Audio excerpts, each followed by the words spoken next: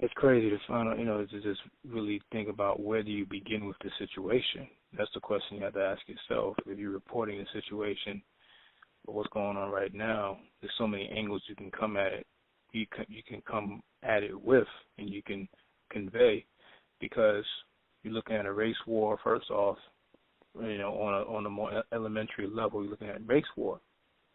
Right. And bottom line, I've seen footage of Bloods in St. Louis that was beefing over specific sets, and I'm seeing them coming together, and they got like banners, like, F the cops.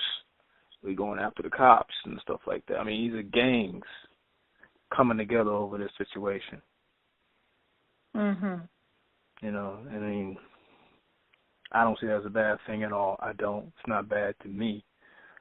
We've been talking about it. It's funny, me and you were talking about what was going to go down in Houston with the Klan. We're talking about getting the Systemali to get the Klan, not the Klan, but the Bloods in Fifth Ward to come together against the Klan. And then you see just really overnight, you got blacks coming together. Something that people would say wouldn't happen is actually happening. Right. Mhm. Right. Yeah. That's sorry. Go ahead, sis. It's funny that I know you inadvertently mentioned about the Klan. Mm-hmm. I was watching a video on YouTube, and this was posted today, or maybe it was posted Tuesday or Monday. But there was a video from last Saturday in North Carolina where the Klan was protesting. Looks like it was at maybe a sort of like what they did in Atlanta maybe 2 months ago at a Capitol building in North Carolina. Well, maybe it was like a public government facility where they'd be able to protest. But however, the video was posted on Facebook, and I seen that, and you had the Klan on one side where you had the police lined up in front of them as if they were protecting them, and then you had a crowd of black people on the other side of the street, and the Klan was protesting. You had some white people here and there in the crowd as well, but the majority of the crowd was black.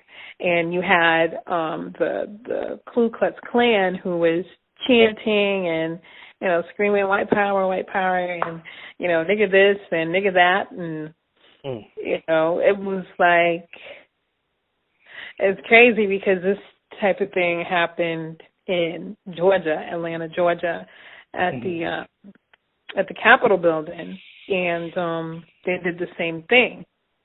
Right. And it's kind of like, and then of course, I think it was in July where I was in Houston, and you mentioned to me about the Klan wanting to protest through a certain neighborhood in Fifth Ward, I think it was, or Third Ward. You mentioned about that. Yeah, Fifth Ward. Mm-hmm. Right. So it's like, slowly but surely, it's almost as if it's a race. It is a race riot that's happening, and they're trying to provoke within the country, because you have Trayvon Martin, you had, including Michael Brown, including the younger brother who was 24, and he was shot in Los Angeles, California, today, or I believe it was Tuesday, yesterday. And it was like you had a string of ongoing targeting black males to be murdered, whether it's by police or whether it's by street vigilantes like Zimmerman, who's getting away with these type of things. And so the things that have happened since 2009, I've seen someone list the names of senseless murders, senseless attacks on black males, whether it's from authorities, meaning the police, or whether it's from the street vigilantes like George Zimmerman. Mm-hmm. And don't forget the one also in Florida where the young brother got shot because he was playing loud music and, all that unnecessary. Right. So I'm saying someone posted the list of names of black males who have gotten murdered by these white males. And it's at this point right now, what's going on in Ferguson, Missouri is a peak.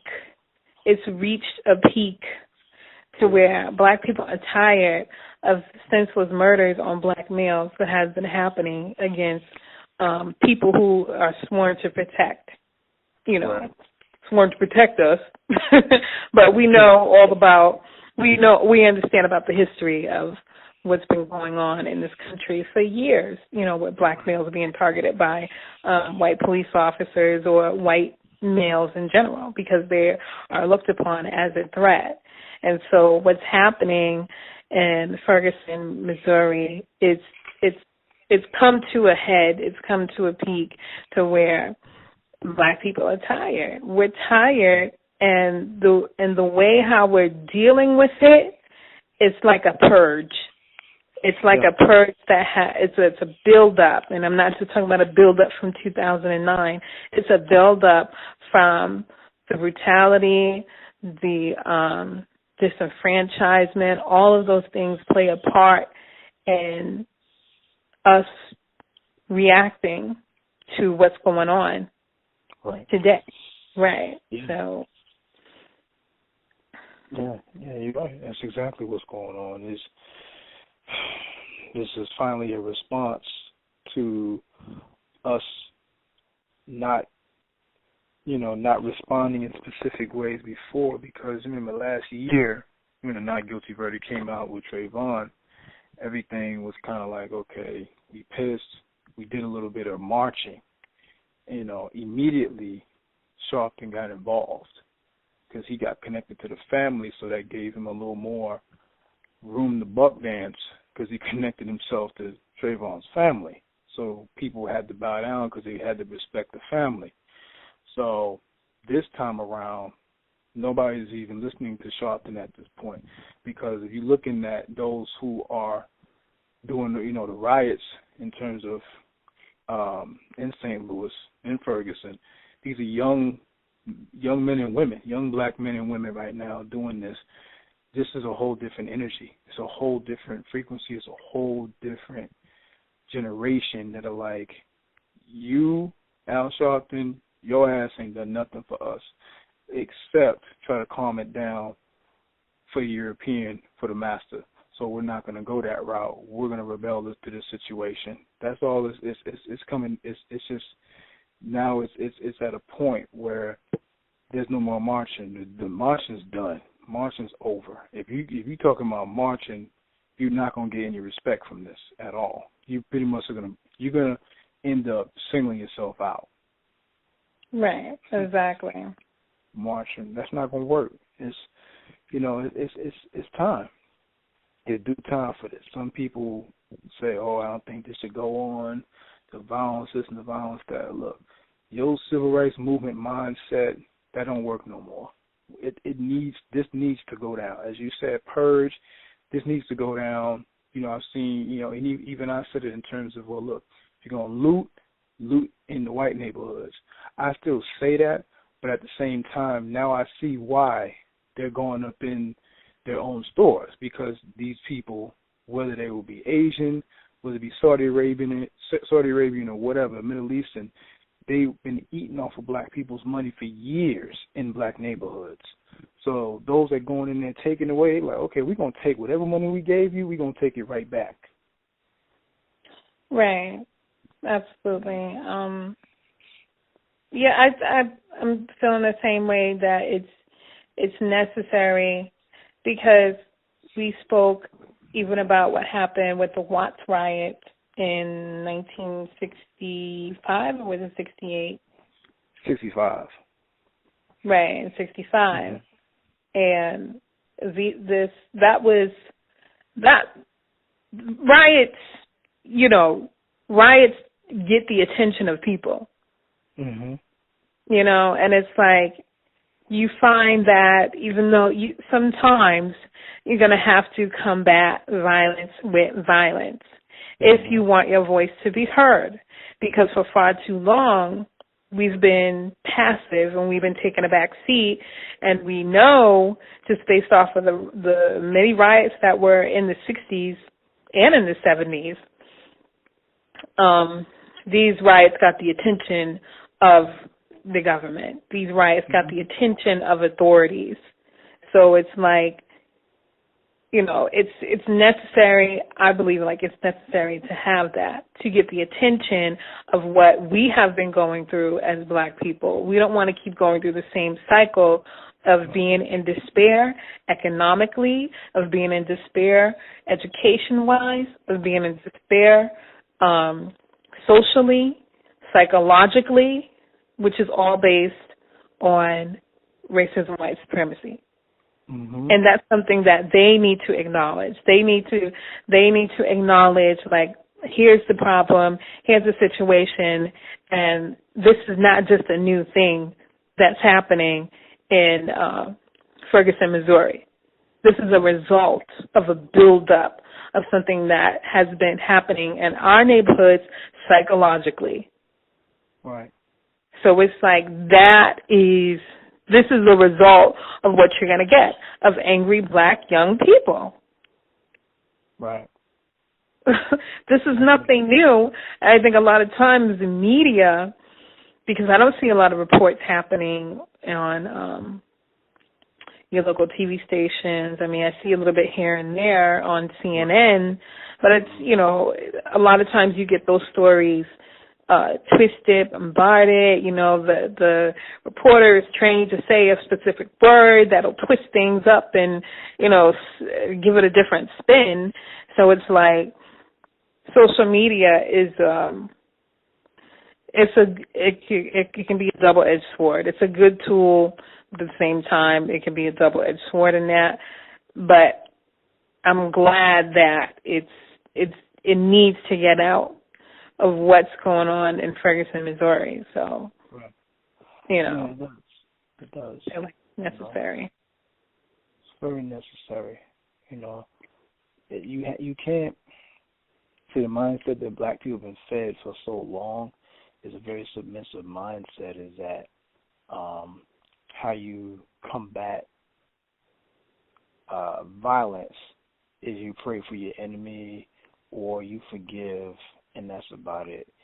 Racism, white supremacy doesn't work like that. It doesn't work to where if you submit to it, it's going to stop. It's going to stop kicking you in the stomach. It's going to stop punching you in the face.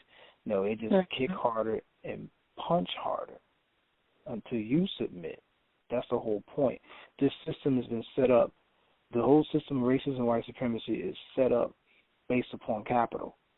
We're in this situation because we have less capital than most other people in America. Not most, all. Blacks are the most historically disenfranchised people on the planet, bottom line, and especially in the United States.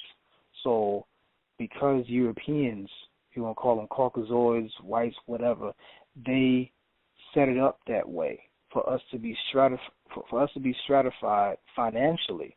So when it's coming down to their system in terms of what we want to call law enforcement, they have capital to back up what they do. That's why you're seeing Rex 84 popping off now in Ferguson, which was, Rex 84 popped off in the Rodney King verdict. When it got out of hand, they brought in the tanks. And they brought the tanks out Monday night. They brought those tanks out going to Ferguson on the highways. You saw them going on the highways like regular cars to Monday night. And they didn't even air that in the news at all. It was nothing, nowhere. You didn't see anything like that. The only way we were able to see was like it was almost like street reporters, just taking pictures and putting them on social media. They try not to make it look like, okay, Because most of the people that are rioting, the blacks, they have no weapons. They're just rioting with straight rage. Right. And you're coming at them again. You're doing the same thing that you did to Mike Brown. You shot him in cold blood with his hands up, unarmed, for no reason. And people are getting shot up. People are getting beat up, but they're fighting. And you can't just say go back in the house no more, because these people have nothing to lose. Blacks have nothing to lose anymore, because you pretty much let them know and us know as a people that any one of us can get shot like that at any given time. So why should we be scared of you at this point? Right, exactly. And you can't blame the gangs for not you can't blame the gangs for coming out and participating in what's happening in Ferguson. You cannot. It's like I said, it's a rage of release from just being in detriment for all these years. It's funny that you brought up Al Sharpton earlier, of the civil rights movement, because I did see a video, news broadcast earlier today, and and the parents came out, and the father mentioned about, let's get along, let's all try to do this in peace and find out what's going on, this, that, and the third. And lo and behold, there you see Al Sharpton in the background. Mm-hmm. And I'm saying to myself, he was there also with the Trayvon Martin situation as well. Yep. Right. And I'm saying to myself, okay, it's going to be the same result with the Trayvon Martin case, where Zimmerman walks away, where we have to respond peacefully but get no action based upon that piece that we're responding to. I mean, if we're, you understand what I'm saying. So it's like, you already know that the parents have been prompted by Sharpton. You already know that they have been training them on what to say. And I don't trust Al Sharpton, and I don't think any of us should trust Al Sharpton, because he came out earlier this year and he talked about how he was an FBI agent, an informant with, I believe it was the FBI or the CIA, and whether it was against, I think it was against Arab terrorists. But my point is that regardless of what the situation is, Al Sharpton is playing for the wrong team. Yeah. I mean, that's how I look at the situation. When I see Al Sharpton, I see civil rights, but I see that their ideology to the younger generation does not fit them. And I don't see how Al Sharpton is going to help in no way, shape, or form. I see him as being an agent for the alphabet police, and I don't see where he is going to be helpful in the situation. Right. He's not. Not at all. His whole purpose is to just subdue the people and pacify them. You're working for the enemy anyway. So it's your best interest that we don't rebel, that we don't destroy a situation and rebuild it ourselves. Because if we take it to the fullest extent and you have a Watts riot and it spreads, because you got the young brother getting shot, as you said earlier, in L.A., and imagine you have another L.A. riot. You got 2 riots in 2 cities in the United States at the same time. Imagine that happens. And Al Sharpton at this point, he's on borrowed time. Ain't nobody listening to him anymore. You can't listen to someone who just wants to be next to the enemy. He wants to play this, we don't want no one to die. That's not what he's about. At the end of the day, he is cooning with the rest of them because he wants to keep his interests. He has interest with the oppressor, because if he was really about helping out blacks, he would have said, we got to organize and do this the right way. Let's put everything on an organizational level and start demanding things until or we're going to have things burning down even more. But that's not what he's about. He's about subduing the people. That's all it's about, subdue and pacify. And at this point, as you said, not listening to him anymore. Like, dude, go sit down somewhere. Go sit down somewhere and stay over there while we handle this. And it's time to organize. Once we destroy what we need to destroy, those who have a specific mindset needs to organize the rest of the people so that everything can be redirected. And if whites want this to stop, then they're going to have to come to the table on their knees. Right, exactly. And that's where we get the message heard. As far as organizing, I mean, I've seen a lot of videos on Facebook just mentioning about how they want to have the police officer, they want the chief of police to be fired or resign from his position. Mm-hmm. They realize that there's only 3 black police officers in the county of Ferguson that's on the police force, and the majority of the rest are white males. So there's an imbalancement there. So that's one of their demands. I mean, 2 of their demands is to hire more black police officers. Another demand is to fire the police chief, and another demand I've heard was to have the police officer who shot Michael Brown have charges be put on him for murder. Right. So those are just a few of the demands that I heard. I think those are good demands. Mm-hmm.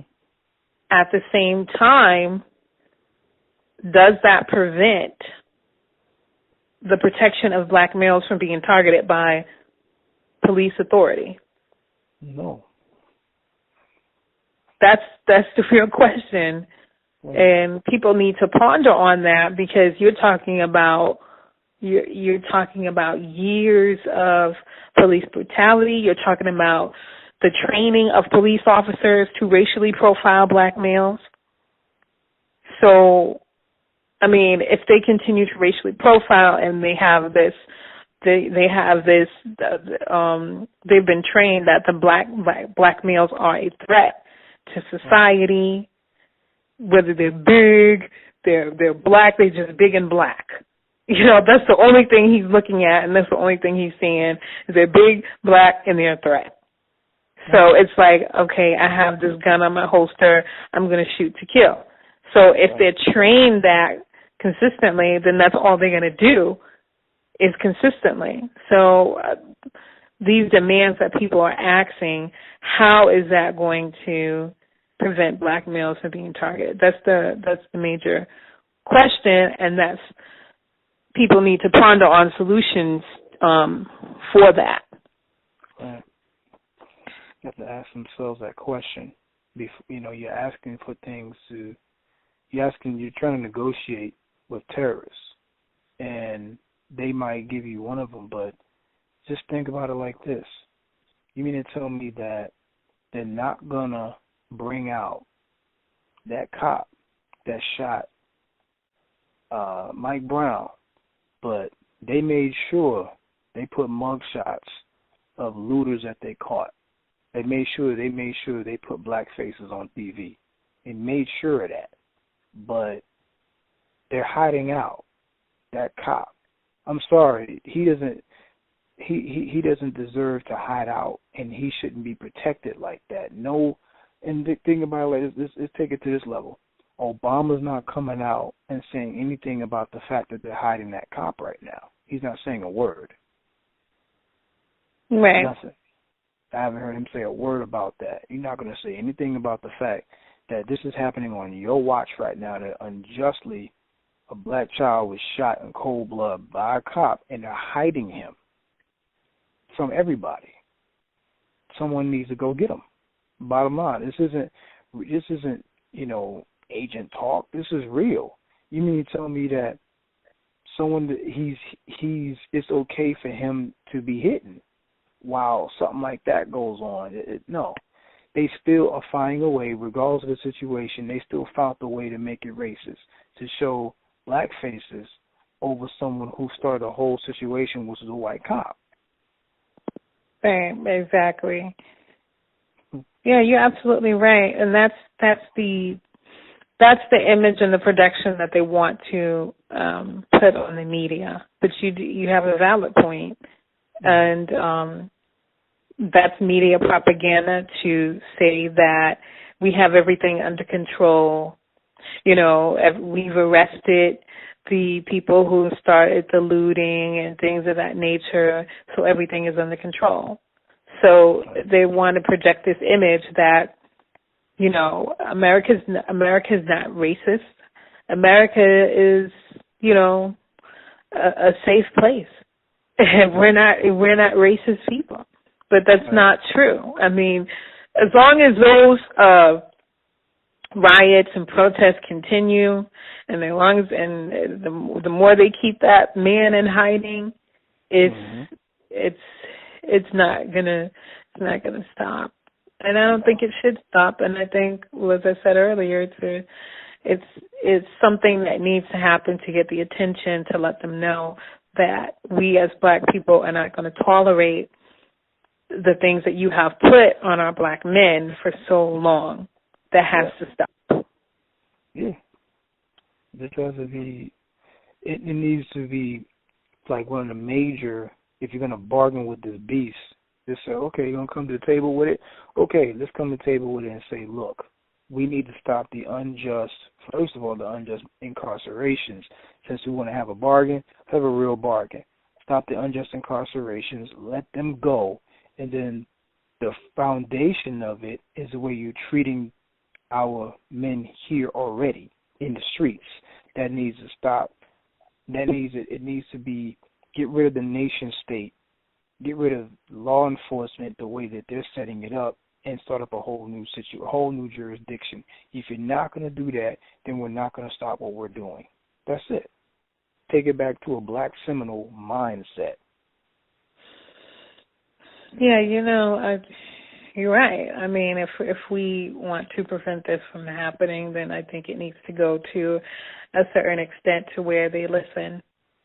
I mean, if it has to come down to that, then that's what it has to come down to. Because we've been oppressed for so long. We're tired.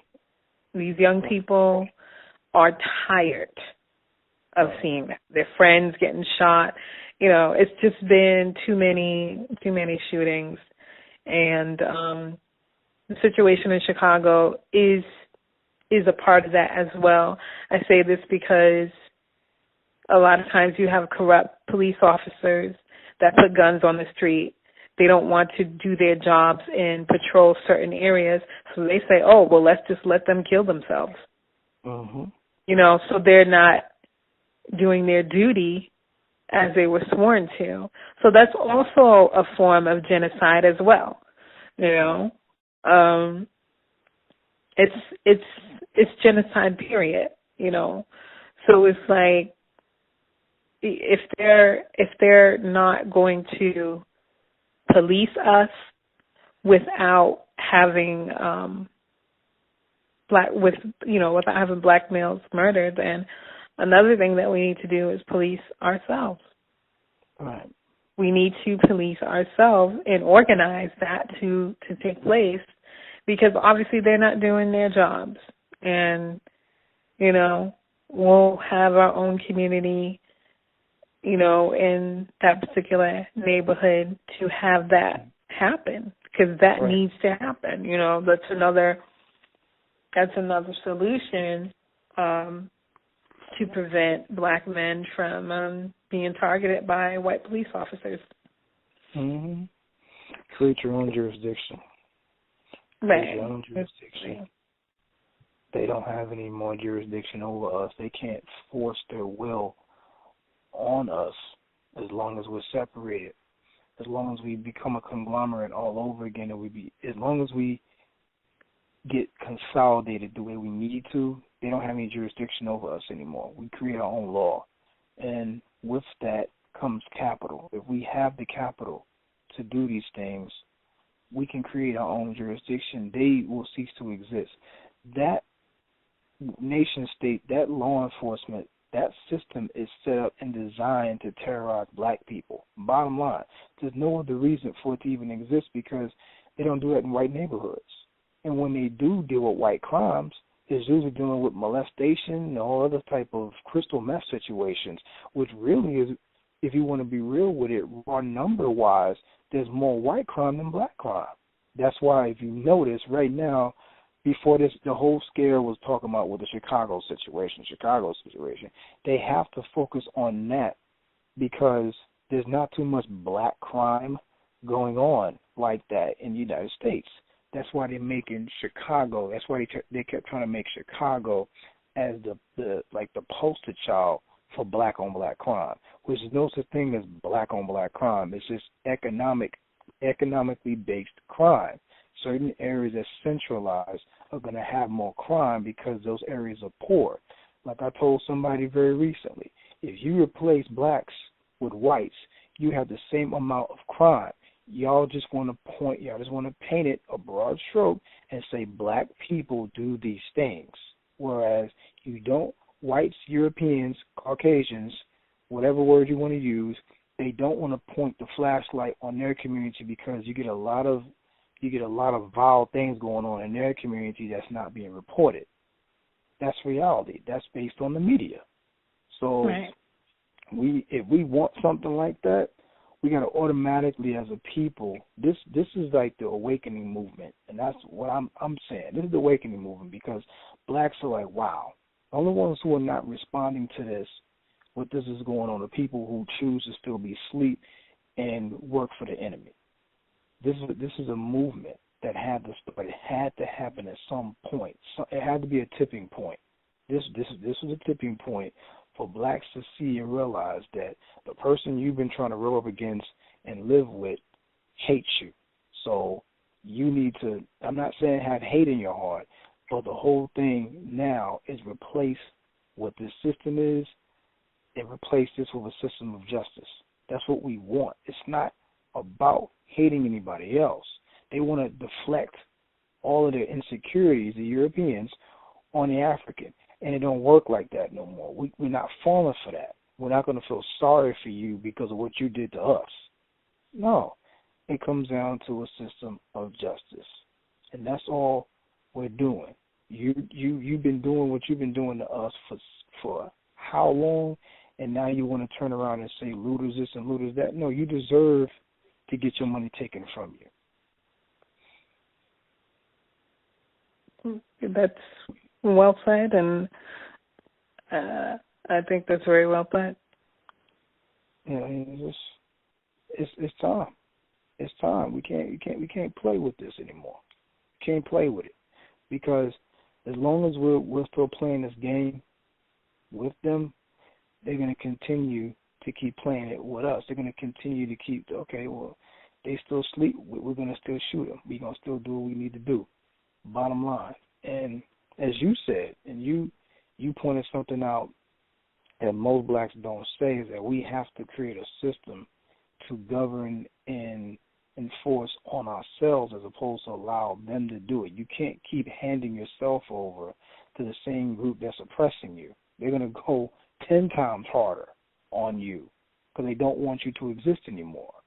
So this situation, with the Mike Brown situation, it just stinks. And it's a as a brother Derek Muhammad said, I saw recently, he said, it's like America took a selfie and they posted it of themselves. Wow.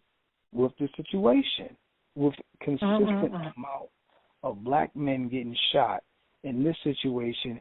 Because if you remember, like we were talking about earlier, every time we read about what happened it was a different story being told about how he got shot. You know? Yeah. It's, every time, like, okay, so y'all doing it. Okay, we see you. It's a different. It's you're doing that on purpose. You're trying to confuse the people so that at some point, like with Trayvon Martin, he gets blamed for his own death. But it didn't work this time because, like everyone said, because they got it on tape, he had his hands up. He wasn't trying to fight him. He just walked up on him, shot him, and stood over him and shot him until he was dead. There's no coming back from that. Right, exactly. And I know that we know that they know that this cop is guilty. He's wrong. He's wrong, he's guilty, and it's and he needs to, and his parents, Black people in general, we need to see justice. That's what we're seeking. That's bottom line. Yeah, and you're absolutely correct. We need to govern ourselves and, like you say, keep going back to the oppressor. They will oppress you 10 times more. And I think we've been at that stage where they've been oppressing us 10 times more than ever. Mm-hmm. I mean, when was the last time there was a riot like this? The last riot like this was Rodney King. Right, and that was a little over 20 years ago. Mm-hmm. So this is just history repeating itself, and right. and then I take into account also, it's like, okay, do you want us to get this way? Because people thought we were going to riot with Trayvon Martin, right? And I remember hearing a lot of Black people say, even this one sister I was talking to in the herbal shop, she was like, with the consistency, even this is including the whole what was the basketball team owner? That's what is the man's name? Donald Sterling. Sterling. This is all a part of it too, because that also was a big story in regards to racism against Black basketball players. Mm-hmm. So this is also a part of this, the targeting of Black males, because he mentioned about Magic Johnson. There's only Black males that are in the game of basketball, bottom line. So all of this, like I said, it's been a little over 20 years since Rodney King has happened, and it's almost as if they want us to react in a violent manner, just to, shake things up, or, because a lot of times wars create money. It generates money because, you have to pay the contractor when you use their weapons. So it's like, somebody has to get paid for that, whether it's through local government, has to pay, the federal government back for putting out, the SWAT teams or, special patrol units and stuff like that. That's more money that has to come out. So that generates a lot more police officers on the street, which requires more money that you got to pay because now they're working overtime. So you got to look at this too on an economic level. And so it's as if they want us to get violent. And a lot of people thought that the Trayvon Martin case, that it was going to happen at that particular time when Black people rioted, but it didn't. So it's like with this Michael Brown case, it's like, okay, do you want to see us get violent? And it's like it's almost like a provoking, if you look at it that way, just based upon all the events that have been lining up since 2009 of Black men being targeted. Right. So I'm just looking at that from that perspective. Right. And okay, if you provoke us, then, you get what you ask for. Right. You're getting what you ask for. You're not dealing with, you're dealing with the mindset of the 1960s and 70s, but this generation, we're a little bit more, it's like because of all the hate that's been built up against, all the anger that's been built up against black men. It's like this generation now, we see it and it's happening in front of our face. It's like you're going to get that anger, explosive anger that comes out at you, and this is the result that you're going to get. Exactly. So. Exactly. Yeah, that's very well put. Yeah, it's reality. You can't keep subjugating us militarily and thinking that because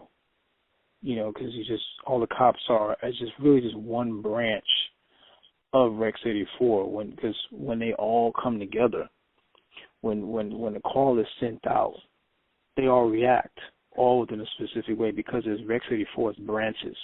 So when you're looking at the pictures and you're seeing tanks and you're seeing military, police, or just National Guard is part of Rex 84. So when you're seeing that in Ferguson, they're there. Martial law has already been sent out. Rex 84 is all martial law is another branch of Rex 84. Rex 84 is just one big, huge conglomerate of factors that when they feel it's a civil unrest, that's when they will launch out against the black community. And the military and the cops are just one branch of that. That's just one branch of the situation. But regardless of that, this black rebellion still needed to happen regardless. It still needed to happen. I don't care what anyone says. People have to understand something. When you're going back to the 60s, most of those riots, prior to 1965, prior to the Watts riots, most of those riots that were racial were white men going into black neighborhoods and killing up black folks. That was what they originally were. Originally, they just decided without warning to come in and kill up black folks. I mean, they used to do the same thing when Jack Johnson would win a fight. The first thing they would say, okay, look, they say, oh, okay, well, you got it. You got this, but we own your people. So they would riot all across the nation where black neighborhoods were and kill up black folks and lynch up black men and women. And then Watts riot was the first response. And people have to understand, when you're looking at Watts riot, you look at the pictures, you look at the videos, these were young black men and women. These weren't old men and women. The old ones were the ones that were marching, getting their ass kicked. The young ones were the ones, no disrespect, but the young ones were the ones that were out there throwing, Molotov cocktails and burning buildings down, which is parallel to what's going on right now. These are young people doing this. The young are not going to listen to that buck dancing, Al Sharpton pawn bullshit. That ain't going to work no more. They're not going to work on us. Okay, this generation is not going to play that. You're not going to shoot us dead and we just going to go back in the house and pray and get on our knees. That ain't going to work no more. Right. Sorry. No. Well, as we mentioned before, this is the purging, and it also could develop into a movement, and that's something that we need anyway because we've been a bit docile. We've been, because of the music and the entertainment and it pacified us a lot. Right. And so we don't, we're kind of like, this is getting our rhythm back. So it's a necessary thing. And, people may agree or disagree, but you find a lot of young people that will agree with what we're saying. on this audio right now. Right. You know, so I mean, we respect our elders and we respect their position at the same time, because we're coming from a different generation. We're the ones that have to pass the torch on. So, I mean, our views have to be respected as well. Right. Definitely. You know, so, you know, I think I'll just finish with that. Oh, yeah, you was on point. You was on point with what you said. His bottom line is that, you know, you can't sit back and play Kumbaya forever. You can't play Kumbaya forever. If we deal with revolutionary cycles and we say, okay, well, it's revolutionary cycle, we in the sun cycle, you're right. You are so right. That means that you have to pay attention to parts of history where blacks did not take ass whoopings and just take it and smile. See, that was created. You got to realize something. And you know this already. When you go back to civil rights movements and you deal with when Dr. King first started, and this is key, a lot of people don't know this. When Dr. King first started with the whole we're not gonna do this, we're not gonna do that, we just gonna take it, that was taken because he followed the ideology of Gandhi in the beginning. Mm-hmm. Okay? He followed that ideology because people told him, you to read this, it's gonna help you get through the situation. Okay, he was a key Negro at first until a little bit later, as we know, he wised up.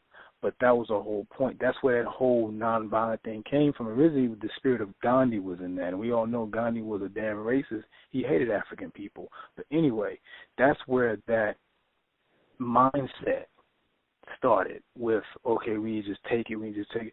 Because prior to that, African people didn't just take oppression like that. Didn't just take ass whoopings from the Europeans like that. No. You realize the only time that we realized that just going back to slavery, going back to our bondage, there was thousands of slave rebellions. The only time they began to calm it down was when they forced religion upon us. And they turned and twisted it around mentally and spiritually to make us think we were supposed to be slaves. That the Europeans, the imperialists, the colonizers came in and saved us from our own savagery. That's when stuff started to change. But prior to that, you realize 95% of world history is our story anyway as African people. So when you're looking at our history, you're seeing rebellions. You're seeing fighting back. If you want to go into Kemet right now, go in the 25th dynasty of Kakhmos and Athmos and Taharqa, when they fought off the Europeans trying to take over parts of Nubia and Kemet. Okay? That's us fighting back. All right? If you want to go into certain parts of African history, again, you go into parts of the Moorish history where people make it seem like in that time they just went into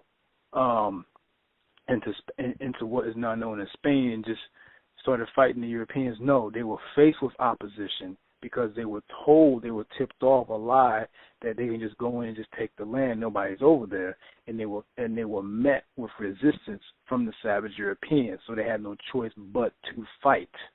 That's how the situation started. Somebody fought them, they fought back. Throughout history, we fight back the oppressor. That's who we are. We start off in a situation as compassionate people. We get stepped on, we respond. But recently, because of the media, they want to portray, as we talk about Dr. King, as just as I have a dream that one day we want to do, be amongst everybody. They play on that because they want to keep us subdued. And they must have, in their racist and white supremacist mind of arrogance, didn't think that we were at some point going to have a black rebellion. That's what this is. At some point, if you want to do a revolutionary cycle on Sun Heat Gene, yeah, it's coming back because we're some people. We don't just take ass whoopings. We respond to the situation. We're stronger than he is in numbers. The only thing that controls us and controls our neighborhood is the funding and the capital behind the law enforcement. Okay? But once certain things are crippled, in terms of, I've seen sisters on Facebook as well talk about, okay, it's time to pull out of their banks, time to pull out of their stores. This is one step. Bottom line, this is one step. They said this rebellion, this riot is one step. The next step is to pull out financially. That means that we got to start going to each other and either, find some black-owned banks and find out how they operate, because they could still be operating from the oppressor mindset. So we got to start studying where we're going to put our money at, where we're going to put our capital at, so that we are not still feeding the beast.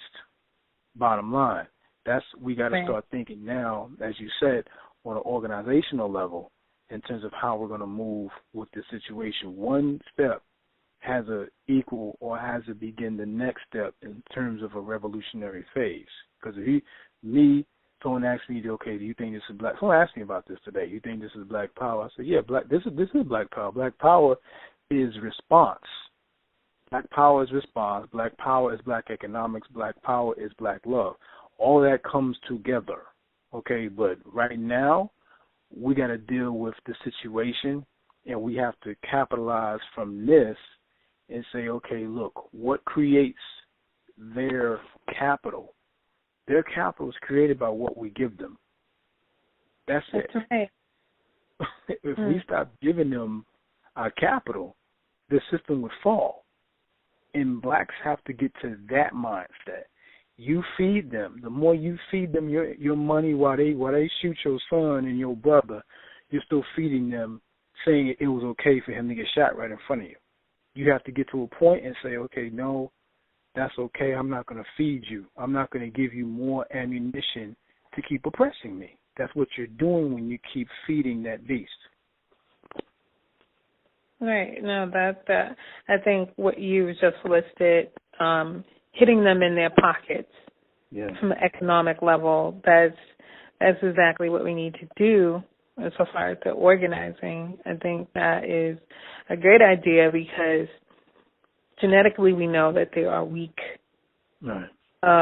They are outnumbered by us. And really and truly, because their strength is capital gains, economics, and things of that nature, that's also a weakness as well, because they think in material terms.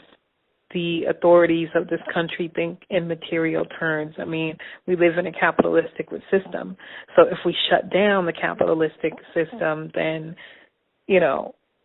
we can start to have results that we want, to be met. But it's going to take some diligence, and we're going to have to purge away from that too. Stop buying from them. Stop supporting liquor stores. That's them too. Stop supporting, like you said, the banks. I think that's an excellent idea. Not just the bus systems, but stop supporting these gas stations that get their money from the Arabs, or that get their money from the Arab countries, that they triple over in the United States to get their kickback. We need to stop. If we are the number 2 group in the United States that spends over billions of dollars every year, and we're putting it in the wrong pockets. We're putting it in the wrong direction. So I think that's a great idea, and I like the fact that you mentioned about the revolutionary cycle with Sun people. I mean, because that's who we are, That's who we are. So, we've been taught wrong. No, you're right. We've been taught wrong. We've been taught that our nature is just take it and just keep it moving and put our head down, and that's not reality. That's why we don't know our history. We don't know our story. Because we don't know our story, we're subjected to whatever they feed us, which is still being fed by our capital, the media. Everything that goes up this level, these steps, as Brother Claude Anderson broke down on Hidden Colors too. All of that is created based upon what you give it. If you don't give it the capital, everything shuts down. Everything from the way they portray you to the way they oppress you, to the way they judge you and constantly funnel you in the prison system of 50% of us being in there, bottom line. Right.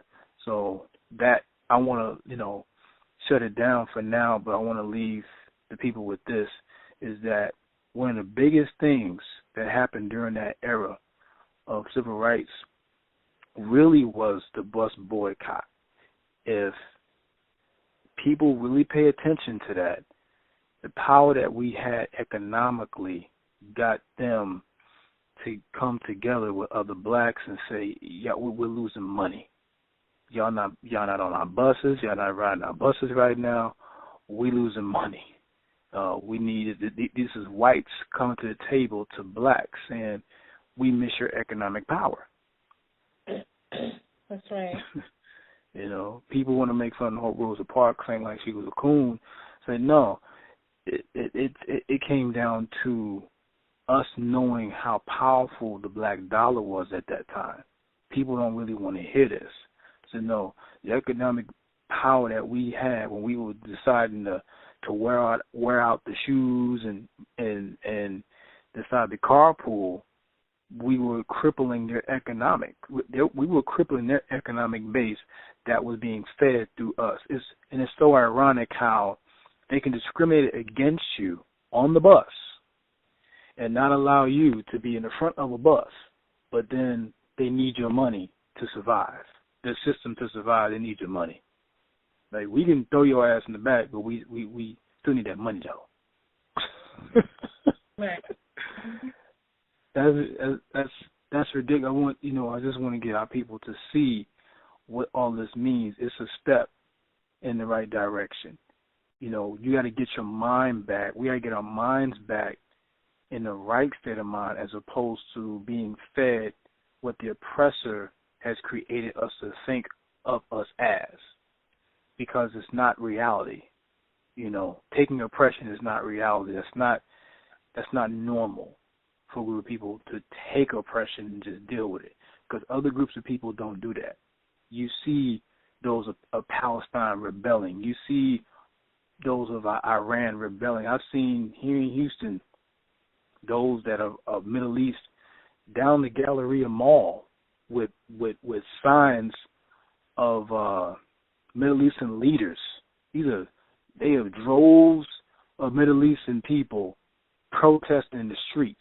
And this is in a major Houston street with nothing but, money being exchanged in the mall all over. This is the biggest area of city of Houston that makes the most money right there, and they are protesting right there. Nothing but Iranians, nothing but Middle Easterns, and they're not playing.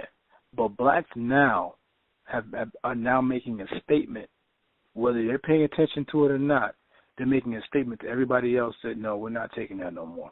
Bottom line, this rebellion needed to happen.